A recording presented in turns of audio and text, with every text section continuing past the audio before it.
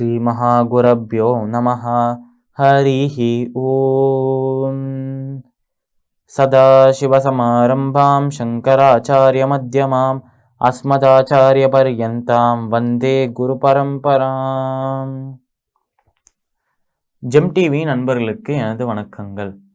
இன்றைய நாள் அனைவருக்கும் இனிய நாளாக அமைய எல்லாம் வல்ல இறைவனை வேண்டி இன்றைய மதமும் நம் மதமே நிகழ்ச்சிக்கு செல்வோம். இன்னைக்கு நம்ம பகவத்கீதையிலேருந்து ஒரு ஸ்லோகத்தை விரிவான அர்த்தத்தோட பார்க்கலாம். அவ்யக்தாதீனி பூதானி வியக்தமத்யானி பாரத அவ்யக்த நிதனான் ஏவா தத்ரகா பரிதேவனா.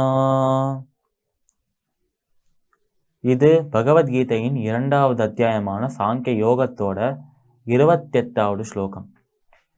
இதுல பரமாத்மாவாகிய கிருஷ்ணபிரான் என்ன சொல்றார் அப்படின்னா, அவ்யக்தாதீனி பூதானி வியக்தமத்யானி பாரத அவ்யக்த நிதனான் ஏவா தத்ரகா பரிதேவனா. ரொம்ப அழகாகவே இந்த ஸ்லோகத்தில் என்ன சொல்கிறார் அப்படின்னா, அவ்யக்தாதீனி பூதானி, அதாவது ஒரு சரீரத்துக்குள்ள ஒரு தேகத்துக்குள்ள இந்த உயிர் வரத்துக்கு முன்னாடி அதுக்கு ஒரு சொரூபமே இல்லாமல் இருந்தலாம்.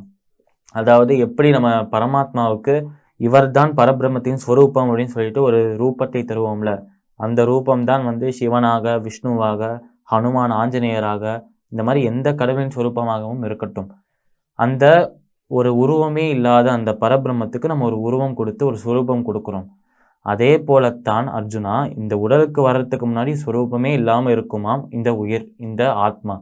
அவ்யக்தாதீனி பூதானி வியக்தமத்யானி பாரத, நடுவில் இந்த உடலுக்குள்ள வரும்போது அதுக்கு ஒரு சுரூபம் கிடைக்குமாம், அதுதான் நம்ம உடலாகவும் இருக்குமாம். அவ்யக்த நிதனான் ஏவா, நிதனான், இந்த உடல் அழிந்த பிறகு திருப்பியும் அந்த சொரூபம் இல்லாத நிலைக்கே போயிடுமாம் இந்த உயிர். அதனால முன்னாடி சொரூபம் இல்லாத நிலையில இருந்தது, இப்போ இப்போ உடலுக்கு வந்திருக்கு, அதனால ஒரு சொரூபம் கிடைச்சது. இதுக்கப்புறம் இன்னொரு உயிருக்கு போறதுக்கு, அந்த ரெண்டு உடலுக்கு போறதுக்கு கேப்ல திருப்பியும் சொரூபம் இல்லாமலே போகும். அதனால ஏன் இப்படி வந்து தாவி தாவி போற இந்த உயிருக்காக நீ கவலைப்படுற அர்ஜுனா? நீ அழிக்க போறது அவளோட சரீரத்தை, அவளோட தேகத்தை, அதாவது அந்த உடலையே தவிர அந்த மனதை, அந்த உயிரை, அந்த ஆத்மாவே கிடையாது அர்ஜுனா அப்படின்னு சொல்றார் கிருஷ்ணர். இதை ஏன் இவர் இவ்வளோ வலியுறுத்தி இந்த ஆத்மாக்களை பற்றிய ஒரு டாப்பிக்காக எடுத்து அவர் பேசுகிறார் அப்படின்னா, நம்ம அர்ஜுனனுக்கு ஒரு கவலை இருந்தலாம் மனசில். இந்த மாதிரி எப்பயுமே நம்ம எந்த ஒரு செயல் செய்தாலும், நம்ம நார்மலாகவே எந்த செயல் செய்தாலும் அதுக்கு கான்சிக்வன்சஸ் அப்படின்னு ஒரு விஷயம் இருக்கும். அதை நினச்சி நம்ம எப்பயுமே கவலைப்பட்டுட்டே இருப்போம். இப்படி ஒரு விஷயம் செய்தால் இதனால என்ன விளைவுகள் வரும், இதோட விளைவுகள் நம்மளை அழிக்கக்கூடியதாக இருக்குமா, நம்மளை கவலைக்கு உண்டாக்குமா அப்படின்னு யோசிக்க ஆரம்பிப்போம் நம்ம.